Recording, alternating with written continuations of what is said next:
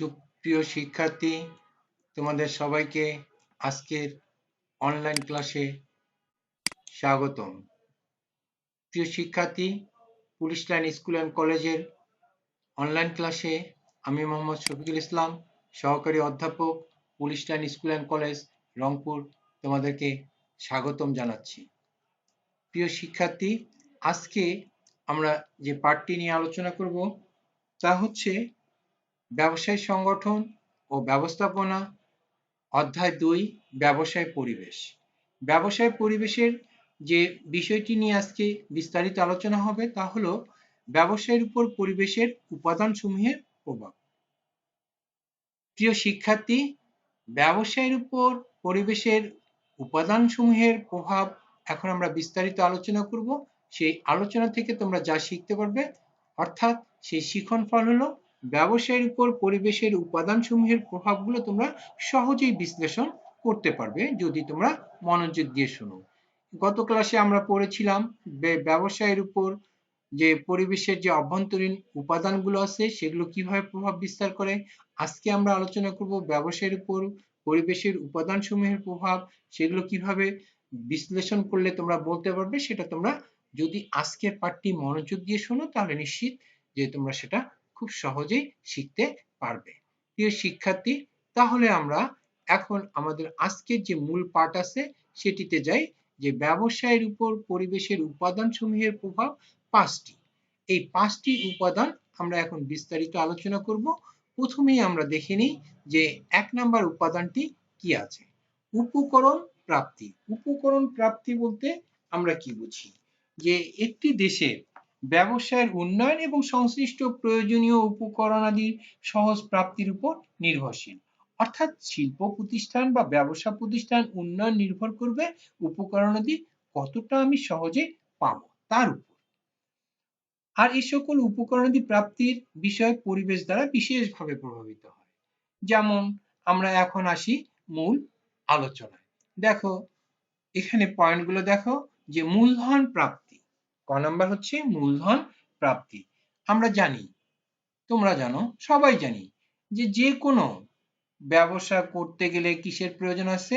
মূলধনের প্রয়োজন আছে। মূলধন ছাড়া কিন্তু কখনোই ব্যবসা করা যায় না। আর এই অর্থ বা মূলধনকে বলা হয় ব্যবসায়ের প্রাণ। এখন এই ব্যবসায়ের মূলধন কোথা থেকে পাওয়া যাবে? কারা দেবে? এখন এখানে কি আছে? জনগণের আয়, সঞ্চয়, মূলধন বিনিয়োগ ইত্যাদির উপর নির্ভর করে। এছাড়াও এই যে মূলধনটা আমরা পাবো কোথা থেকে? বিভিন্ন ধরনের ব্যাংক, বীমা, অর্থলগ্নি প্রতিষ্ঠান, ঋণ সরবরাহকারী, এইগুলো কি হচ্ছে? দেশের অর্থনৈতিক পরিবেশকে দারুণভাবে প্রভাবিত করে। এই বিষয়ে এই মূলধন প্রাপ্তির এই যে বললাম আমরা যে ব্যাংক, বীমা, আর্থিক প্রতিষ্ঠান, মুদ্রা, এরা দারুণভাবে কিন্তু ব্যবসাকে প্রভাবিত করে। তারপরে দেখো 2 নাম্বার আছে কাঁচামাল প্রাপ্তি।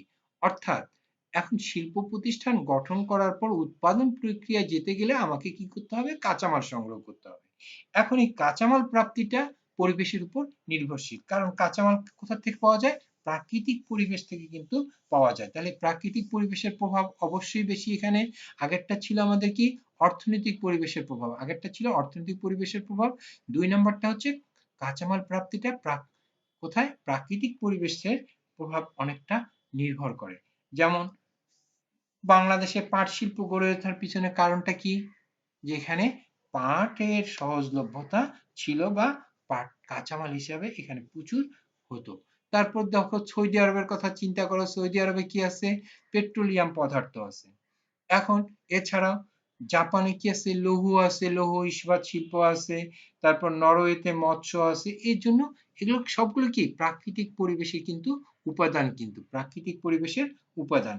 এখন যেখানে যে শিল্পের প্রাচুর্যতা, কাঁচামালের প্রাচুর্যতা আছে সেই দেশে সেই ধরনের শিল্প কিন্তু বেশিরভাগ গড়ে ওঠে। তারপরে দেখো যে গ নাম্বার দেখো কি আছে? বাজার সুবিধা। গ নাম্বার হচ্ছে বাজার সুবিধা। বাজার সুবিধাটা কি? যে যে কোনো দেশের ব্যবসায় সম্প্রসারণে কি বাজারটা কিন্তু একটা গুরুত্বপূর্ণ ভূমিকা রাখে। এই এই বাজার দেশের অর্থনৈতিক এবং সামাজিক পরিবেশ দ্বারা কিন্তু প্রভাবিত হয়। বাজার কেন? ওই যে সমাজের মানুষ পণ্য ভোগ করে, তারপর অর্থনৈতিক পরিবেশ কি করে? মুদ্রা এবং বাজার ব্যবস্থাটাকে নিয়ন্ত্রণ করে। তাহলে এই যে সামাজিক এবং অর্থনৈতিক পরিবেশ কি হচ্ছে, বাজার সুবিধা দ্বারা নিয়ন্ত্রিত হয়। এর ফলে অনুকূল যদি হয় তাহলে অনুকূল, আর যদি প্রতিকূল হয় তাহলে আমরা বলছিলাম প্রতিকূল। তাহলে দেশের মানুষের আর্থিক সামর্থ্য বেশি থাকলে তাদের ভোগের প্রবণতা বৃদ্ধি পায়। যেমন যে দেশের মানুষের মাথাপিছু আয় বেশি, সে দেশের মানুষের কি হচ্ছে, ক্রয় ক্ষমতা কিন্তু বেশি, অর্থাৎ বাজার সুবিধাটা তাদের সবচেয়ে বেশি। ফলে বিভিন্ন দেশের, দেখো বিভিন্ন দেশে বিভিন্ন ধরনের ব্যবসায় বিস্তার লাভ করে। এটা দেশের জনসংখ্যা, আয়, ভোগ ইত্যাদির উপর বাজারকে প্রভাব বিস্তার করতে সক্ষম হয়। প্রিয় শিক্ষার্থী, তাহলে এই যে এগুলো সবগুলোই কিন্তু উৎপাদনের উপকরণ, সবগুলোই কিন্তু উৎপাদনের উপকরণ, কিন্তু এগুলো উপকরণের প্রাপ্তির একটা বিশাল একটা প্রভাব কিন্তু। তারপরে দেখো ঘ নাম্বার হচ্ছে জনশক্তির, জনশক্তির কি আছে, শক্তি সম্পদের প্রাপ্যতা। শক্তি সম্পদের প্রাপ্যতা বলতে কি বুঝি, যে এক এক দেশ এক এক ধরনের শক্তি সম্পদ ব্যবহার করে থাকে তার শিল্প বা ব্যবসা প্রতিষ্ঠানে। যেমন মনে করো যে দেশে বিদ্যুৎ আছে সে দেশ বিদ্যুৎ উৎপাদন বেশি করে, তারা বিদ্যুৎ শক্তি ব্যবহার করে। যে দেশে প্রাকৃতিক গ্যাস আছে তারা প্রাকৃতিক গ্যাস ব্যবহার করে। যে দেশে পেট্রোলিয়াম জাতীয় সম্পদ তারা পেট্রোলিয়াম, যে দেশে পারমাণবিক জ্বালানি আছে তারা পারমাণবিক জ্বালানি ব্যবহার করে। এমন অনেক কিছু, এমনকি এমনকি যে দেশের এই প্রাকৃতিক সম্পদগুলোর বেশি, সেই দেশে প্রাকৃতিক পরিবেশের উপাদানের দ্বারা বেশি প্রভাবিত হয়। যেমন অর্থনীতি, প্রযুক্তি ইত্যাদিও কিন্তু এই প্রাকৃতিক সম্পদের উপর নির্ভর করে কিন্তু কি হয়, প্রভাবটা লক্ষ্য করা যায়। অর্থাৎ যে দেশের প্রাকৃতিক সম্পদগুলো যে দেশে বেশি, সে দেশে সেই ধরনের কি হয়, প্রযুক্তিগত বা অর্থনৈতিক প্রবৃদ্ধি সেভাবে গড়ে ওঠে। তারপরে দেখো নাম্বার মানব সম্পদের প্রাপ্যতা। মানব সম্পদের প্রাপ্যতা বলতে কি বুঝি আমরা, যে একদিকে যেমন মানব সম্পদ উদ্যোক্তা, আর একদিকে দেখো মানব সম্পদ কর্মী। কর্মী ছাড়া কোনো কাজ করা সম্ভব নয়। তাহলে কি হচ্ছে, যে এই মানব সম্পদ উদ্যোক্তা, ব্যবস্থাপক, কর্মী হিসাবে কাজ করে। কি কি হিসাবে কাজ করে লক্ষ্য করো তোমরা, যে উদ্যোক্তা, ব্যবস্থাপক এবং কর্মী হিসাবে কাজ করে। এই দক্ষ মানব সম্পদ অর্থনৈতিক পরিবেশে কিন্তু গুরুত্বপূর্ণ উপাদান। এর আগে আমরা পড়েছিলাম, মনে আছে তোমাদের, গত ক্লাসে আগের ক্লাসে আমরা পড়েছিলাম ব্যবসায় পরিবেশের প্রথম ক্লাসে আমরা পড়েছিলাম যে ব্যবসায় পরিবেশের যে 6টি উপাদানের কথা বলেছিলাম। সেখানে অর্থনৈতিক পরিবেশ, সামাজিক পরিবেশ, রাজনৈতিক পরিবেশ, তারপর প্রযুক্তিগত পরিবেশ, আইনগত পরিবেশ এবং প্রাকৃতিক পরিবেশ। এই পরিবেশের মধ্যে এই উপাদানগুলো কিন্তু অঙ্গাঙ্গিভাবে জড়িত ছিল। তাহলে সেখানে মানব সম্পদের কথা বলা ছিল, জনসম্পদের কথা বলা ছিল, তারপর শক্তি সম্পদের কথা বলা ছিল। কিন্তু এখন এই দক্ষ মানব সম্পদ সামাজিক পরিবেশের অংশ। দেখিও গত ক্লাসে তোমরা দেখে নিও, যে আবার যদি তোমরা যাও ওখানে ক্লাসটি যদি রিভিউ করো তাহলে তোমরা দেখতে পারবা যে এই মানব সম্পদ সামাজিক পরিবেশের একটা উপাদান ছিল। এই মানব সম্পদের উপাদানের উপর নির্ভর করবে কিন্তু আবার কি করবে, বা উৎকর্ষতার উপরে নির্ভর করবে সে দেশ। অর্থাৎ দেখো জাপান, চীন, ভারত, এদেশের কি হচ্ছে, প্রচুর পরিমাণে মানব সম্পদ আছে। অর্থাৎ এদেশের জনশক্তি প্রচুর, বা জনশক্তি অর্থাৎ জনগণকে যখন সম্পদে রূপান্তর করা হয় তখন তারা জনশক্তি হয়ে যায়। আর জনশক্তিকেই বলা হয় মানব সম্পদ। তারা এই মানব সম্পদ ব্যবহার করে কি হচ্ছে, অনেক শিল্প কলকারখানা উৎপাদন করছে এবং অর্থনৈতিক দিক থেকে তারা অনেক বেশি শক্তিশালী হয়েছে। আবার আমার বাংলাদেশের কথা চিন্তা করো, বাংলাদেশের গার্মেন্ট শিল্প এই পরিবেশের দ্বারা প্রভাবিত। আমাদের দেখো ঢাকা যাও, চিটাগাং যাও, খুলনা যাও, এখানে দেখবা যে বিশাল বিশাল বড় বড় শিল্প কলকারখানা আছে। এবং বিশেষ করে ঢাকায় গার্মেন্টস, নারায়ণগঞ্জে গার্মেন্টস শিল্পে হাজার হাজার কর্মী, হ্যাঁ, নারী পুরুষ এখানে অনেক শ্রমিক কাজ করে। তাহলে এখানে এই গার্মেন্ট শিল্প গড়ে ওঠার পিছনে অন্যতম কারণ ছিল কি, আমাদের দেশের কিছু মানব সম্পদের প্রাচুর্যতা ছিল। প্রিয় শিক্ষার্থী, তাহলে আমরা এবার আসি যে ব্যবসায়ের উপর পরিবেশের যে দ্বিতীয় উপাদানটি আছে, সেই দ্বিতীয় উপাদানটি কি? দ্বিতীয় উপাদানটি হচ্ছে ব্যবসায় বান্ধব নীতিমালা। অর্থাৎ এখানে দেখো যে গ্রিনিং ইউর অফিস, অর্থাৎ তোমার অফিসটাকে তুমি কিভাবে রাখবে। তারপর যেমন এখানে বলা হচ্ছে সেবার কথা বলা হচ্ছে, এই যে চিকিৎসা সেবা। তারপরে এখানে বলা হচ্ছে কর্মীরা যে কাজ করছে, কর্মী যে কাজ করছে, শ্রম আইন, শিল্প আইন। এখানে দেখো এই কথাগুলো বলা হচ্ছে যে বর্তমানে বিশ্বায়নের যুগে কোনো দেশে কোনো দেশে সরকারের ব্যবসা বান্ধব নীতিমালা, যেমন শিল্পনীতি, এই যে শিল্প প্রতিষ্ঠানের কথা বলছি আমরা, এই ছবিতে দেখাচ্ছি শিল্পের কথা, এখানে বলা হচ্ছে অফিস বা পরিবেশের কথা বলা হচ্ছে, এখানে কি হচ্ছে যে তার তার সেবার কথা বলা হচ্ছে। এগুলো সবগুলোই যদি পরিবেশ বান্ধব হয়, অর্থাৎ ব্যবসা বান্ধব হয়, এই ব্যবসা বান্ধব করতে গেলে কি করতে হবে, শিল্পনীতি, বাণিজ্য নীতি, কর নীতি, আমদানি নীতি, রপ্তানি নীতি ইত্যাদি কার্যকর উন্নয়ন লাভ করাতে হবে। তা না হলে দেশের আইনগত এবং রাজনৈতিক পরিবেশের উপাদান ভূমিকা রাখতে পারে। এখন যে দেশের অর্থনীতি এবং রাজনৈতিক পরিবেশ স্থিতিশীল, সেখানে কিন্তু এরকম সুন্দর কর্ম পরিবেশ সৃষ্টি হতে পারে। এটাকে বলা হয় ব্যবসা বান্ধব নীতিমালা। প্রিয় শিক্ষার্থী, এরপরে আমরা আসব যে বিষয়টি, সেটি হচ্ছে যোগাযোগ এবং পরিবহন ব্যবস্থা। এখন বলা হচ্ছে যে দেশের যোগাযোগ ব্যবস্থা যত উন্নত, সে দেশ শিল্প, ব্যবসা, বাণিজ্যে তত বেশি কিন্তু উন্নত। এখন দেখো যে ব্যবসায় উন্নয়নের সুষ্ঠু যোগাযোগ এবং পরিবহন ব্যবস্থা গুরুত্বপূর্ণ। এখন আমরা যদি যে এই লোকগুলো কোনো কর্পোরেটে কাজ করে, তাদের যদি যাতায়াত, যদি যোগাযোগ ব্যবস্থা, তাদের যদি ট্রান্সপোর্ট সুবিধা যদি থাকে, তারা কিন্তু সহজে সেই গন্তব্যস্থানে যেতে পারবে। তারপরে দেখো যে এখানে কি হচ্ছে যে কাঁচামাল বা বর্জ্য এনে ফেলা হচ্ছে ট্রান্সপোর্ট সুবিধার কারণে। আবার দেখো এখানে কি করা হচ্ছে, অয়েল নিয়ে যাওয়া হচ্ছে ট্যাঙ্কে করে রেলের সাহায্যে।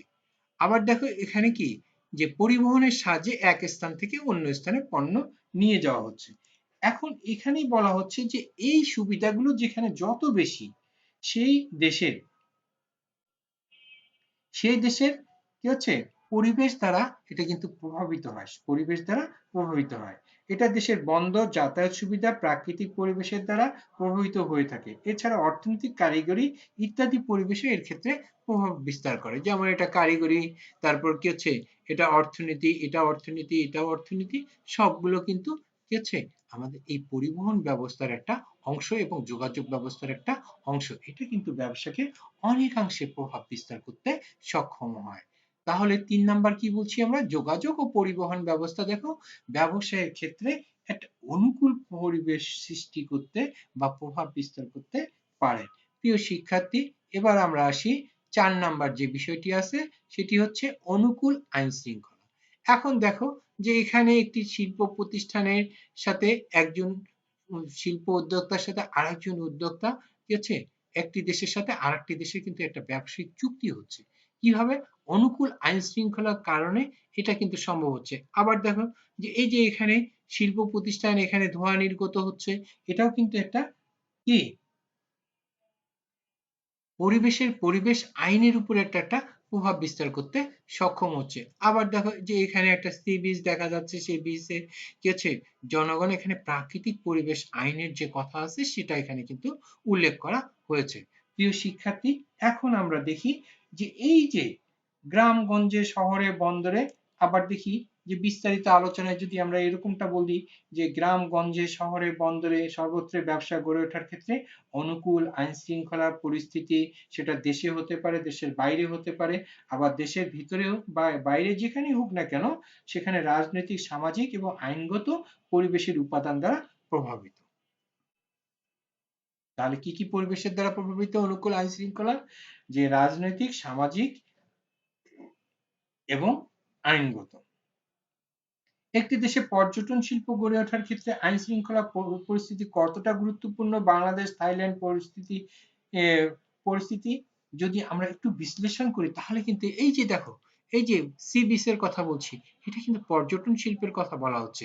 এখানে কি হচ্ছে, যদি আইন শৃঙ্খলা পরিস্থিতি ভালো থাকে, তাহলে আমাদের দেশের কথা যদি বলি, সেখানে কিন্তু পর্যটন শিল্প দ্রুত বিকাশ লাভ করতে পারবে। এর ফলে আমাদের দেশের অর্থনীতি কিন্তু গতিশীল হতে পারে।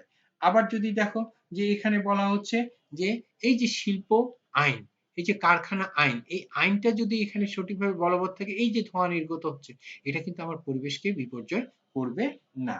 তারপরে এই সবগুলো যদি আমার পজিটিভ হয়, তাহলে অনুকূল হয়, তাহলে কি হচ্ছে, যদি অনুকূল আইন শৃঙ্খলা পরিস্থিতি থাকে, তাহলে আমার শিল্প ব্যবসা বাণিজ্য সহজে গড়ে উঠতে সক্ষম হবে এবং সেক্ষেত্রে একটা গুরুত্বপূর্ণ ভূমিকা তারা পালন করতে পারবে। প্রিয় শিক্ষার্থী, এখন আমরা দেখি সর্বশেষ যে বিষয়টি আছে, সেটি হচ্ছে ব্যবসায়ের সহায়ক সেবা।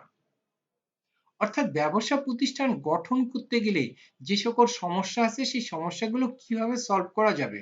অর্থাৎ এখানে দেখো একটি চিত্র দেখতে পাচ্ছ, যে এই চিত্রে দেখো প্রবলেম আছে, তারপর আছে সলিউশন। তাহলে যেখানে সমস্যা সেখানে কিন্তু সমাধান, আর এই সমাধান করতে গেলে ব্যবসায়ের যে সহায়ক সেবা কেন্দ্রগুলো আছে, এগুলো কিন্তু এই সমাধান সমস্যাগুলোর সমাধান করে থাকে।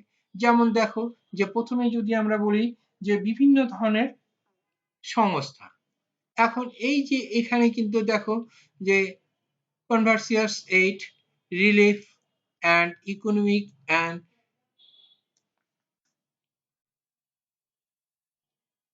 সেক্রেটারি অ্যাক্ট, সিকিউরিটি অ্যাক্ট, এই বিষয়গুলো, এখানে কিন্তু অনেকগুলো আইনের কথা বলা হচ্ছে, এখানে কিন্তু অনেকগুলো আইন প্রক্রিয়া সংস্থার কথা বলা হচ্ছে। যেমন এখানে হতে পারে সিকিউরিটি অ্যাক্ট হতে পারে, অর্থাৎ নিরাপত্তা আইন হতে পারে, অর্থনৈতিক আইন হতে পারে, তারপর হচ্ছে বিভিন্ন ধরনের ব্যবসায়িক আইন হতে পারে, তারপর এই বিভিন্ন ধরনের আইন, ইঞ্জিনিয়ারিং আইন হতে পারে। তাহলে এই বিষয়গুলো এছাড়াও দেখো যে এখানে এই যে একজন মানুষ আরেকজন মানুষকে কি দিচ্ছে, পরামর্শ দিচ্ছে, এবং তারা কিন্তু কি হচ্ছে, সেই পরামর্শটা পেয়ে সে কিন্তু হ্যাপি, কিন্তু এই ছবিতে কিন্তু হ্যাপিনেস বোঝানো হচ্ছে, এই হ্যাপিনেসের মাধ্যমে সে কিন্তু সহায়তা পেয়েছে, তার মানে সে যে প্রবলেমে এসেছিল সেই প্রবলেম সলিউশন হয়েছে। তারপরে দেখো যে এখানে কি হচ্ছে, বিভিন্ন দেশে অর্থ, টাকা দেখানো হচ্ছে, রুপি দেখানো হচ্ছে, ডলার দেখানো হচ্ছে, অর্থাৎ অর্থের কথা বলা হচ্ছে। বিভিন্ন ধরনের যে শিল্প করতে গেলে, ব্যবসা বাণিজ্য পরিচালনা করতে গেলে যে অর্থের প্রয়োজন আছে, সেই অর্থ সরবরাহকারী প্রতিষ্ঠানগুলো যদি সহযোগিতা করে, সহায়তা দেয়, তাহলে কিন্তু যে কোনো ব্যক্তি, যে কোনো প্রতিষ্ঠান কিন্তু সহজেই প্রতিষ্ঠিত হতে পারবে। আবার দেখো যে এখানে কি হচ্ছে, যে বিভিন্ন ধরনের, এই যে আমরা বলছি যে উৎপাদন হয়, উৎপাদনকারী প্রতিষ্ঠান থেকে এই যে এখানে কিন্তু ভোক্তার নিকট পণ্যগুলো বিক্রয় করা হচ্ছে। তাহলে এই যে বিক্রয় করার ফলে কি হচ্ছে, তারা কিন্তু মধ্যস্থ ব্যবসায়ীর ভূমিকা পালন করছে, তারা সহজেই কি হচ্ছে, উৎপাদনকারীর কাছ থেকে ভোক্তার নিকট পণ্যগুলো বিক্রয় করছে। এই বিষয়গুলো টোটালটাই কিন্তু এই ছবিগুলো দেখতে পাচ্ছ, এগুলো সবগুলোই কিন্তু ব্যবসাকে সহায়তা করার জন্য, সবগুলো কিন্তু ব্যবসাকে সহায়তা করার জন্য। এই সহায়তাকারী প্রতিষ্ঠান যদি না থাকে, তাহলে দেশের শিল্প এবং ব্যবসা প্রতিষ্ঠান কখনোই বিকাশ লাভ করবে না। অর্থাৎ ব্যবসায় উন্নয়নের ক্ষেত্রে শিল্প বাণিজ্যের সহায়ক বিভিন্ন সেবা গুরুত্বপূর্ণ।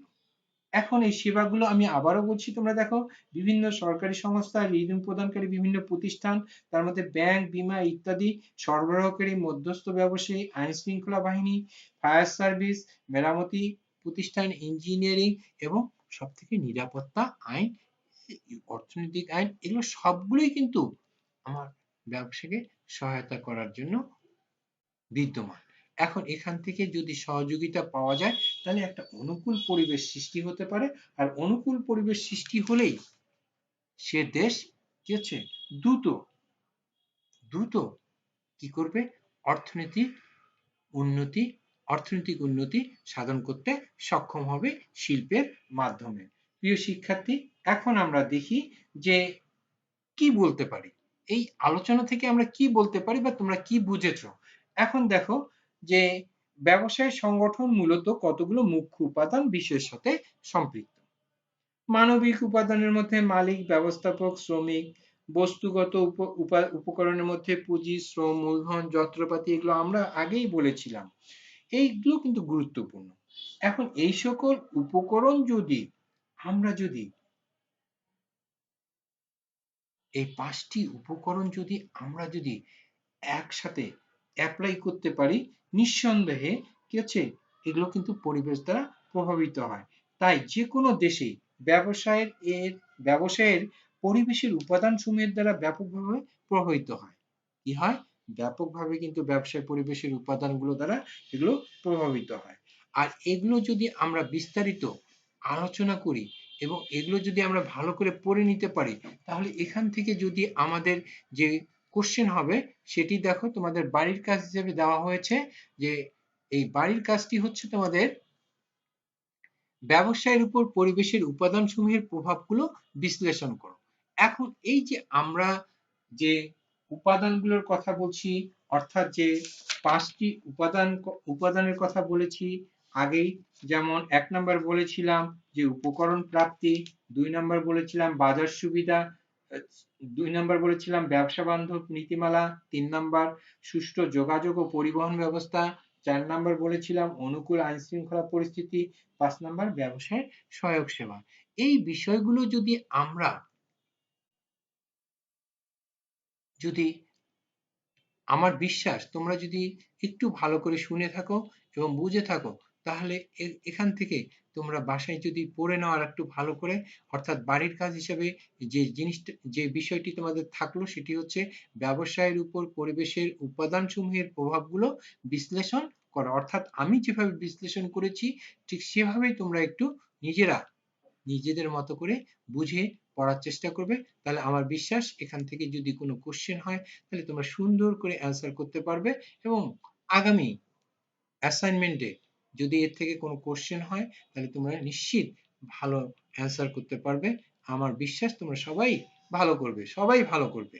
কারণ এই যে আমরা এই যে করোনাকালীন সময়ে তোমাদেরকে পড়াচ্ছি অনলাইনে, এখান থেকে তোমরা নিজেরা একটু বোঝার চেষ্টা করবে, পাশাপাশি তোমাদের সামনে বই ধরবে পড়ার সময়, তাহলে তোমরা এই বইয়ের সাথে মিলিয়ে দেখবে সুন্দরভাবে তোমাদের লিসনগুলোর সাথে সাথে কিন্তু হয়ে যাবে। প্রিয় শিক্ষার্থী, আজকে এ পর্যন্তই। আগামী ক্লাসে আবার দেখা হবে, আবার কথা হবে। সে পর্যন্ত তোমরা ভালো থাকো, সুন্দর থাকো। ধন্যবাদ তোমাদের সবাইকে। আল্লাহ হাফেজ।